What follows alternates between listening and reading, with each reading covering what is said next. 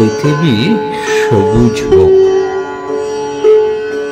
মা লেগেছেন ঘরের কাজে, তখন সকাল 7টা বাজে।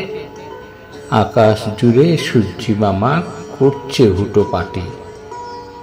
কাজের মাসি বলল এসে, আর পারি না, যাব দেশে। এমন গরম পড়লে শরীর সত্যি হবে মাটি।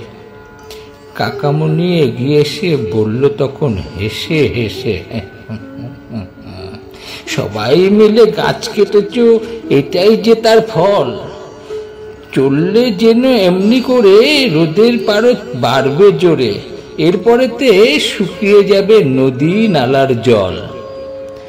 গোয়াল কাকু বলছে এসে, সবুজ আছে আমার দেশে, শহর ছেড়ে নিজের দেশে যাব এবার চলে।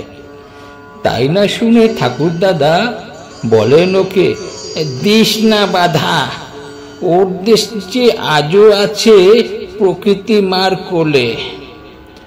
আকাশ ছোঁয়া ঘরের সারি, সবুজ মাঠের সঙ্গে আরি, তাই তো এমন বাড়ছে গরম, উঠছে সারা দেশটা।